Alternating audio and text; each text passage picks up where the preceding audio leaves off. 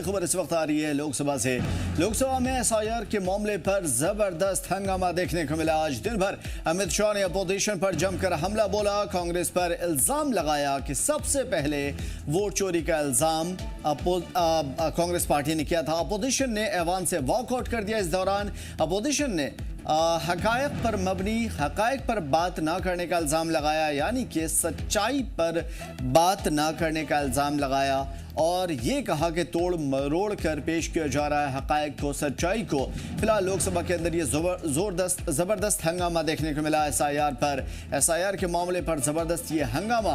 अमित शाह ने अपोजिशन पर कई सारे इल्ज़ाम लगाए। कांग्रेस पर सबसे पहले वोट चोरी का इल्ज़ाम लगाया। अपोजिशन ने ऐवान से वॉकआउट भी कर दिया और अपोजिशन ने हकायक को तोड़ मरोड़ कर और बात न करने का इल्ज़ाम लगाया। फिलहाल आज दिन भर हमने पार्लियामेंट के पटल से देखा कि एसआईआर के ऊपर काफ़ी ज़्यादा ज़ोरदार बहस रही। कल भी इसी तरह की बहस हुई थी और कल भी पार्लियामेंट में ज़बरदस्त तरीके से हंगामे देखने को मिले थे।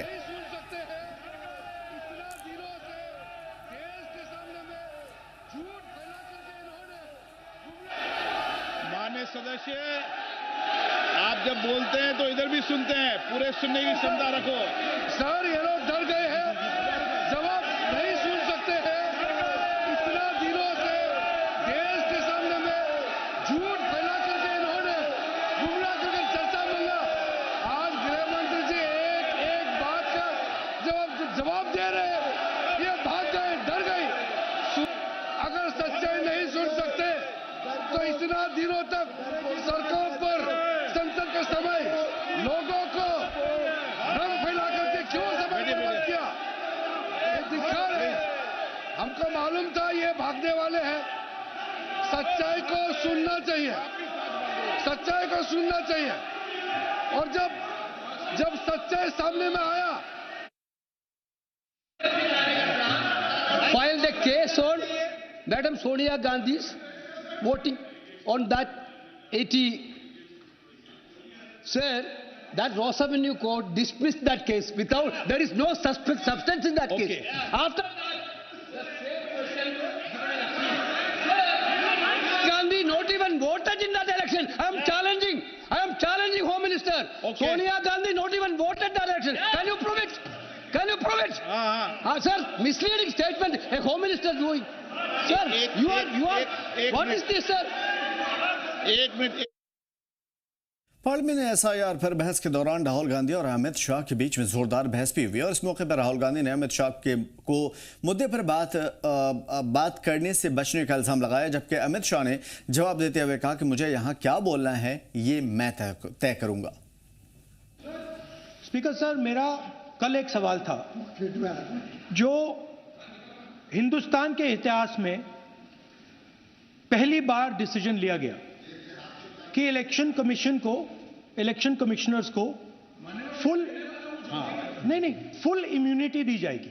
ठीक है, ये है ना, इसका जवाब इसका पीठ में खत्म नहीं किया सर। इसके पीछे जो थिंकिंग थी वो हमें सबसे पहले बताएं। ठीक है। दूसरी बात, नहीं हरियाणा की जहां इन्होंने बात की, इन्होंने एक उदाहरण लिया, वहां पर अनेक उदाहरण हैं। वो भी आपने दिया था ना, 19 वो भी आपने दिया था, इसलिए वो भी 19 लाख वहां पे फेक लोग, वो उदाहरण आपने दिया था, इसलिए उनका जवाब दिया उन्होंने। और ये भी हमें बता दीजिए, actually let us have a debate on my press conference. Let us go. Yes. Let us have very good idea. Let us have a debate on the press conference. Amit Shah ji, I challenge you to have a debate on the 3 press conferences. Uttar Pradesh में और हरियाणा में दोनों चुनाव में vote कैसे देंगे, ये भी जवाब दे दीजिए। पहली बात मैं स्पष्ट करना चाहता हूं, मैं 30 साल से विधानसभा और संसद में जनप्रतिनिधि के रूप में चुनकर आता हूं। मुझे लंबा अनुभव है संसदीय प्रणाली का।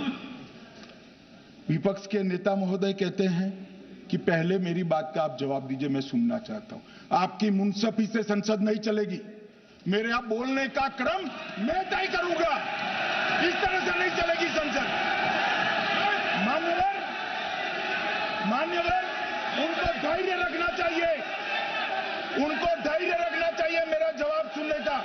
इनकी एक एक बात का जवाब मैं दूंगा, मगर मेरे भाषण का क्रम वो तय नहीं कर सकते, मैं करूंगा क्योंकि मैं बोल रहा हूं मन में। ये आपने अगर अमित शाह जी का रिस्पॉन्स देखा तो ये कंप्लीटली डिफेंसिव रिस्पॉन्स है, ये घबराया हुआ रिस्पॉन्स है, ये डरा हुआ रिस्पॉन्स है। अब सुनिए पूरी बात, प्लीज प्लीज मानिए, नो सच्चा रिस्पॉन्स नहीं है।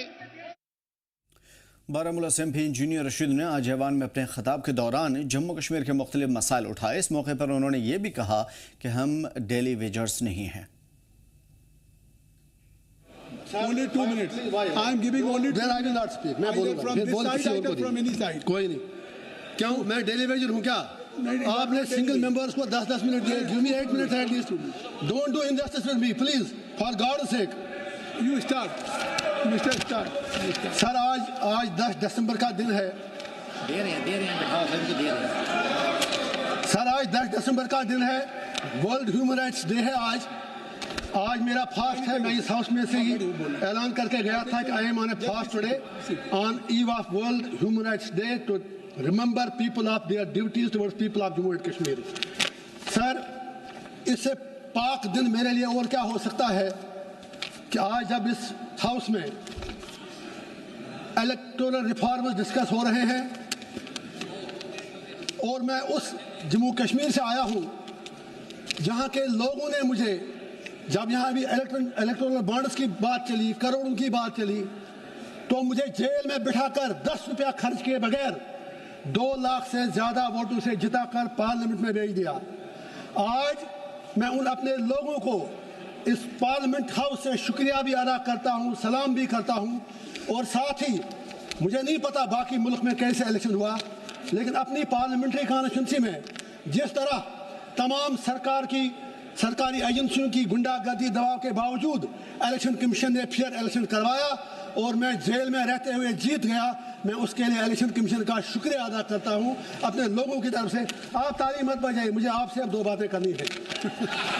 तो ये बात आ गई आपकी बात, नहीं, आप इनकी बात भी करनी। इंजीनियर साहब सर आपने जिस तरह से अब बात करने दीजिए ना, जज्बात की तर्जुमानी की है, शुक्रिया वो आपके पूरे वतन तक चली। शुक्रिया, आप नहीं, शुक्रिया सर, आप मुझे इनसे भी बात करें, प्लीज आज खुदा के वास्ते मुझे आज 2-4 मिनट दीजिए। इंशाल्लाह बहुत ही इंपॉर्टेंट बात है, बहुत ही इंपॉर्टेंट बात है। मैं ये कह रहा हूं, या तो आप इलेक्शन रिफॉर्म्स कर लीजिए, जेल से be serious for a while please, for God sake, don't make mockery of this house. आपकी देशभक्ति हमने देखी, जब वंदे मातरम पर डिबेट था कोई नहीं था यहाँ पर, हमें आप क्लास में बिठा के रखते हैं, भाग जाते हैं। तो मेरा ये पॉइंट है, या तो एक ऐसा कानून लाइए आप कि आप जेल से किसी को लड़ने मत दीजिए, या अगर लड़ना है कोई तो फिर उससे कम से कम दुनिया में फिर बात बाहर निकलती है कि आप उनसे फिर पैसा लेते हैं, शायद ये चीज़ अच्छी बात नहीं है।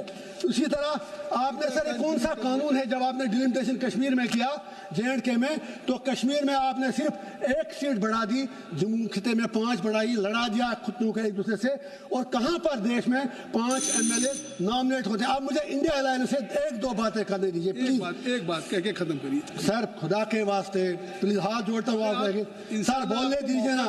अरे सर प्लीज देखे ना, प्लीज देखे, बात तो सुनिए। मैं भी त्योहार जा रहा हूँ, ये घर जा रहे हैं अपने, रहम तो कीजिए मुझ पर, भूख हड़ताल पे हूँ सुबह से, कुछ तो रहम कीजिए, बोलने तो दीजिए।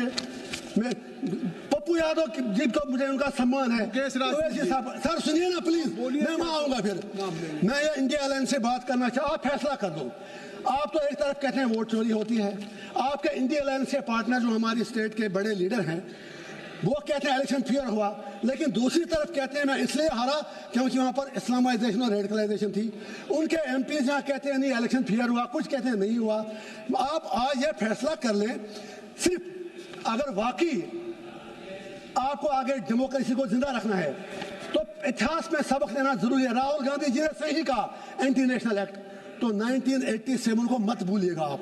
1987 में आपके सवालात आ गए, सैयद अली गिलानी, सलाहुद्दीन लोन, यासीन मलिक, उन सबको तशद्दुद किया, उनके मुंह में उल्टे आलू डाल दिए। वो सबसे बड़ा इंटरनेशनल एक्ट था, उसकी वजह से लोग वहां पर मिलिटेंट बने।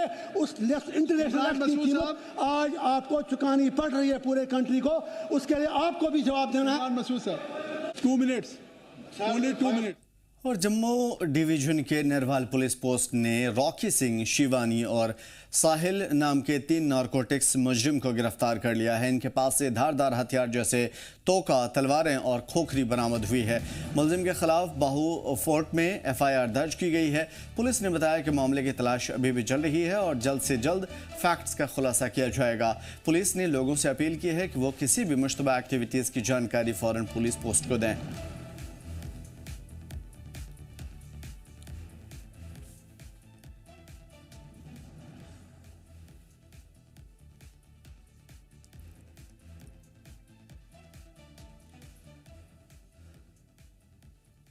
उधर डोडा जिले के कश्तीगढ़ इलाके में 7 दिसंबर को भालू ने 2 लोगों पर हमला किया और अब तक उस भालू को वहां नहीं पाया गया जहां पर इस तरह के हमले हुए। इस बीच में ZJN के लद्दाख के नुमाइंदे ने रेंज ऑफिसर शेफर इकबाली से खास बातचीत की। उन्होंने बताया कि भालू को पकड़ने के लिए तलाशी की जा रही है। साथ ही उन्होंने ये भी कहा कि जख्मी लोगों को आला अफसरान के जरिए मुआवजा भी दिया जाएगा।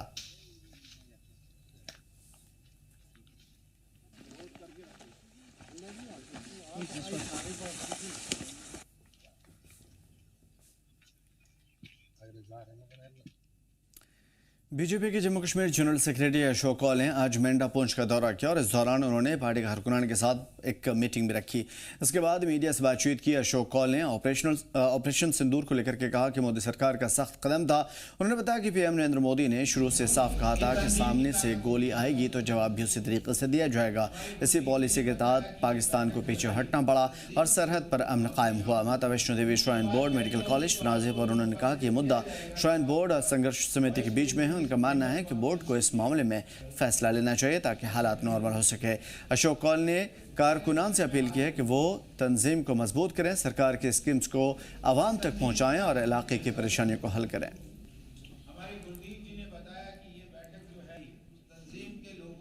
वो सिंदूर ऑपरेशन भारतीय जनता पार्टी की सरकार, देश की सरकार ने किया था, वो ज़रूरी था। मोदी जी ने शुरू में कहा कि गोली मारेंगे, गोला मारेंगे, और जिस प्रकार से उन्होंने बाईसरन में, पहलगाम में लोगों की निर्मम हत्या की थी, उनका मज़हब पूछकर हत्या की थी, ये ज़रूर बनता था कि हम लोग उसका बदला लें। और हमारी सरकार ने, हमारी आर्मी ने पाकिस्तान के किसी भी आदमी को नुकसान पहुंचाए बिना जो आतंकवादी थे उन आतंकवादी ठिकानों पर हमला किया और आतंकवादियों को ढेर किया है। मीडिया से बातचीत के दौरान मुंतसिर मोहिउद्दीन ने कहा कि अवाम के बुनियादी मुद्दों को सबसे पहले हल होना चाहिए और उन्होंने जोर देकर के कहा कि लोग पानी, सड़क, बिजली और दीगर ज़रूरी सहूलियात के बिना अपनी ज़िंदगी बिता रहे हैं और लोग अक्सर उन मुद्दों में उलझ जाते हैं जो उनकी हकीकी मसाइल से जुड़े नहीं हैं। इसलिए सरकार को चाहिए कि पहले अवाम की असली ज़रूरी और परेशानियों को दूर करे ताकि लोग अमन और सुकून के साथ जी सकें। खबर के इम्कान खबर तूफान लोगों के जो जज्बात हैं, लोगों के जो मसाइल हैं, उन मसाइल को कोई अच्छी तरह से एड्रेस कर ही नहीं रहा है और लोगों को दूसरे उन चीजों में उलझाया जा रहा है जो बुनियादी मसाइल से अलग हैं। हमें बिजली की प्रॉब्लम है, हमें पानी की प्रॉब्लम है, हमें सड़कों की प्रॉब्लम है, हमें हेल्थ सेक्टर में प्रॉब्लम है, हमें एजुकेशन सेक्टर में प्रॉब्लम है, प्राइवेट स्कूल्स की जो उजारादारी है उनकी प्रॉब्लम है, और जो हमारे राशन से जुड़े वाबस्ता मसाइल लोगों के हैं वो प्रॉब्लम है, जो हमारे कैदी जेलों में है वो प्रॉब्लम है, जो पकड़ दकड़ इस वक्त जारी है वो प्रॉब्लम है। लेकिन उन मसाइल की तरफ कोई भी सियासी पार्टी इस वक्त तवज्जो नहीं दे रही है, बल्कि उलझे गए हैं फिर उन्हीं जज्बाती बातों में। वंदे मातरम। पुलवामा में यूनाइटेड कौमी पार्टी ने आज अपने दफ्तर पार्टी दफ्तर पर प्रेस कॉन्फ्रेंस की थी और इस प्रेस कॉन्फ्रेंस में यह ऐलान किया कि यूनाइटेड कौमी पार्टी अब JK-NDP के साथ इत्तेहाद कर चुकी है और इस इत्तेहाद का मकसद पार्टी को ज़मीनी सतह पर मजबूत करना और जम्मू कश्मीर के लोगों की आवाज़ हर मंच तक उठाना है।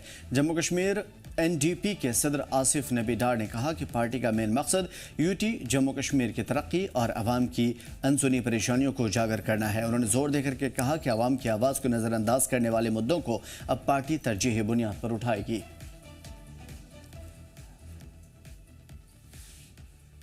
तो जम्मू कश्मीर की NDP और UQP ये ऐसी पार्टी है जो इससे पहले रिवायती पार्टियों से हट करके लोगों के मसाइल उठाती रही है, लोगों के तमाम तर प्रॉब्लम्स को उजागर करती रही है। अब इन दोनों पार्टियों का इल्हाक हुआ है।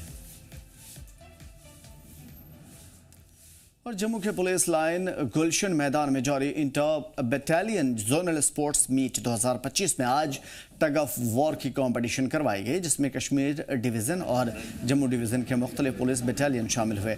वहीं जवानों का जोश बढ़ाने के लिए ADGP आर्म्ड आनंद जैन पहुंचे थे और ADGP आर्म्ड आनंद जैन ने कहा कि ये हमारी अहम कंपटीशन है, जिसके बाद जोनल लेवल के स्पोर्ट्स लेवल इवेंट्स होंगे। उन्होंने कहा कि जम्मू और कश्मीर दोनों डिवीज़न के लिए ज़रूरी इवेंट्स हैं और इसमें दोनों डिवीज़न के जवानों को आपस में मेल मिलाप का मौका मिलता है और जवानों को फिटनेस का भी पता चलता है। ये हमारा ईयरली फिक्चर है, इंटर बटालियन जो हमारी मीट होती है। सभी बटालियंस जो हैं वो पहले compete करती हैं, उसके बाद फिर हमारे पास 6 जोन्स में डिवाइड किया है इसको, जिसमें कि हमारी जो जोनल लेवल की प्रतियोगिता होती है उसमें पुलिस के सभी विंग्स इन्वॉल्व हैं। उसमें जैसे आप मुख्तलिफ विंग्स लें, जैसे CID है, क्राइम है, बाकी विंग्स हैं, तो सभी विंग के जो प्लेयर्स हैं इवेंचुअली बाद में फिर वो जोन में पार्टिसिपेट करते हैं। तो आज इसका ये समापन है हमारा इंटर बटालियन जो हमारी जो कंपटीशन थी, उसमें दोनों रीजन के हमारे जितने पुलिसकर्मी हैं बटालियंस के, उन्होंने पार्टिसिपेट किया है और आप देख रहे हैं कि काफ़ी जोश भी था प्लेयर्स में और काफ़ी लोगों ने इसमें मेडल की शिरकत की है और जैसे अभी इसका प्रेजेंटेशन सेरेमनी भी हो। शोपियां में वर्ल्ड ह्यूमन राइट्स डे पर बेदारी प्रोग्राम चलाया गया और district legal service authority Shopian ने वन स्टॉप सेंटर की मदद से ITI बटापोरा शोपियां में यह प्रोग्राम रखा था। इसमें स्टूडेंट्स और अफसरान ने हिस्सा लिया था और शहरी के बुनियादी हुकूक और स्पोर्ट्स सर्विसेज की जानकारी दी गई। साथ ही इस प्रोग्राम में वन स्टॉप सेंटर शोपियां और ITI बटापोरा के स्टाफ ने मदद भी की। अफसरान ने कॉम्पिटिशन्स और मुख्तलिफ कानूनों के तहत ख्वातीन, बच्चों और दीगर कमज़ोर ग्रुप के हुकूक राइट्स के बारे में उनको जानकारी दी। हमारे यहाँ आने का मकसद आज यही था कि हम जो यहाँ पे आए हैं स्टूडेंट्स को अवेयर करना था। जो हमारे डिस्ट्रिक्ट में जो रिसेंटली हमारे जो डिपार्टमेंट से एस्टैब्लिश किए गए थे, उनको उनकी सर्विसेज के मुतालिक हमें जानकारी देनी थी। एंड मोस्ट इम्पॉर्टेंट 181 जो है वुमेन हेल्पलाइन, उनके रिगार्डिंग हमने उनसे बताया गया, या एनी काइंड ऑफ हरासमेंट जो आजकल हमारी बहनें जो है वो फेस कर रही है, हमने उनको उसी के बारे में जानकारी दी। एंड मोस्ट इम्पॉर्टेंट सर्विस जो हमारी है साइको सोशल काउंसलिंग सर्विस या मेडिकल असिस्टेंस जो हमारे ऑफिस से उनको फ्री ऑफ कॉस्ट मिलती है, या लीगल एड असिस्टेंस मिलती है, या शेल्टर फैसिलिटीज़ जो है उनके मुतालिक हमने उनको जानकारी। पुंछ के बॉयज़ हायर सेकेंडरी स्कूल मंडी में आज 5 साल NEP यानी कि न्यू एजुकेशन पॉलिसी या national education policy 2020 transformational education पर तालीमी सेमिनार का एहतमाम किया गया। प्रोग्राम की निगरानी प्रिंसिपल अनवर खान ने की थी और इसमें टीचर्स और स्टूडेंट्स ने और पेरेंट्स ने हिस्सा लिया था। मेहमान खुसूसी के तौर पर अहमद मनास और यशपाल शर्मा ने शिरकत की। प्रोग्राम में NEP 2020 के अहम मामलों पर चर्चा हुई। सेमिनार का मकसद था जनरल एजुकेशन इसलाह और स्कूल लेवल पर NEP 2020 के असर पर चर्चा करना। आगे ये कदम कैसे बेहतर होंगे, इस पर बातचीत की गई। नेशनल एजुकेशन पॉलिसी 2020 को 5 साल पूरे हो गए थे। इस सिलसिले में हमारा school education department chief education officer Poonch की सरपरस्ती में मुख्तलिफ प्रोग्राम जो है हमारे जिला के 11 जोन में कर रहा है। इस साल का आखिरी बड़ा प्रोग्राम आज बॉयज़ हायर सेकेंडरी स्कूल मंडी में मुनक़िद किया गया। इसका मकसद ये था कि हम जायज़ा लें कि इन पिछले 5 सालों में नेशनल एजुकेशन पॉलिसी का जो मैंडेट था, इस कॉन्क्लेव में हमने वो डिस्कस किया कि उसमें हम किस हद तक पूरा उतरे हैं उसमें हमने फाउंडेशन लिटरेसी न्यूमरेसी की बात की है, उसमें हमने early childhood care and education की बात की है, उसमें हमने जो एग्जामिनेशन पैटर्न को चेंज करने का प्रोसेस चल रहा है, कॉम्पिटेंसी बेस्ड एग्जाम्स हो उसकी बात की है, और ये एनालिसिस किया है आज के इस कॉन्क्लेव में। तो हम इसमें किस हद तक कामयाब रहे हैं, इसमें हमारे chief education officer Mukhtar Manhas मुख्य अतिथि थे। इनके अलावा हमारे प्रिंसिपल डाइट यशपाल शर्मा जी हमारे विशेष अतिथि के रूप में मौजूद रहे। इन दोनों एक्सपर्ट्स ने भी हमारा मार्गदर्शन किया और हमारे 8 स्पीकर्स ने डिफरेंट टॉपिक्स जो उनको अलॉट किए गए थे उस पर बोला।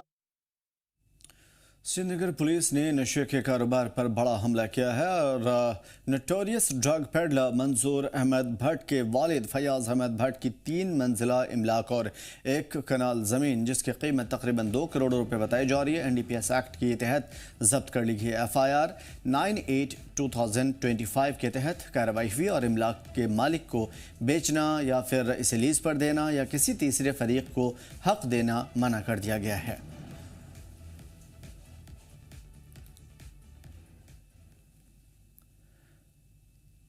लेह में table tennis association of Ladakh और district youth service and sports department की मदद से 4था जिला चैंपियनशिप 2025 मुनक़िद हुआ और ये कंपटीशन सीनियर मर्द हजरात और ख़वातीन और जूनियर बच्चे लड़के लड़कियां कैटेगरीज के अलग अलग मुकाबले थे और इंडोर स्टेडियम में खेला गया। प्रोग्राम में ख़ासतौर पर सेक्रेटरी यूथ सर्विस और स्पोर्ट्स डिपार्टमेंट और मोजिज़ कुंजांग मेहमान खुसूसी थे और दीगर ऑफिसर्स भी मौजूद रहे। टेबल टेनिस एसोसिएशन के सदर ने मीडिया से बातचीत में बताया कि 40 से ज़्यादा खिलाड़ियों ने हिस्सा लिया। डिस्ट्रिक्ट लेवल के कॉम्पिटिशन की बुनियाद पर ले और करगिल के खिलाड़ी नेशनल लेवल के लिए चुने जाएंगे।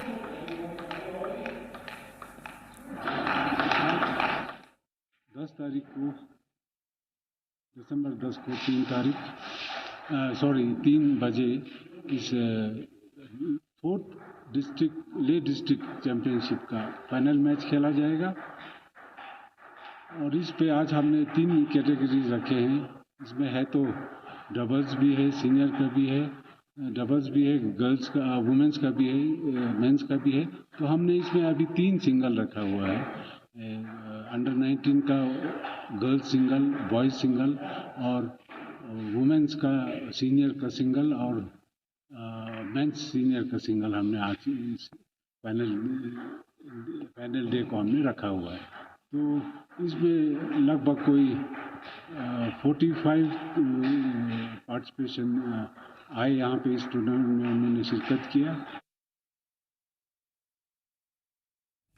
पुंछ जिले के हवेली के तहसीलदार अजहर माजिद ने आज बस स्टैंड के पास कई कंप्यूटर दुकानों का अनाउंसमेंट किया और बिना इन सभी का जांच भी किया। उन्होंने दुकानदारों को ऑर्डर दिए कि ग्राहकों से सही दरों पर सही कीमत चार्ज की जाए और ज़्यादा पैसे ना वसूलें। अजहर माजिद ने कहा कि साफ़ सुथरी कीमत और शफाफियत आवाम का भरोसा बनाए रखती है। हम किसी भी गलत प्रथा पर नज़र रखेंगे और इस दौरान कोई अगर ऐसा पाया गया तो उसके खिलाफ जुर्माना भी लगाया जाएगा। दुकानदारों को इनवॉइस और रेट लिस्ट दिखाने के लिए वार्निंग दी गई और ये कदम ज़िला इंतज़ामिया की हालत के ऑर्डर के तहत उठाया गया है। ज़िला इंतज़ामिया ने ऐसे ऑर्डर जारी किए हैं जिसके तहत जितनी कीमत जिस सामान की है उतनी ही वसूली जाए।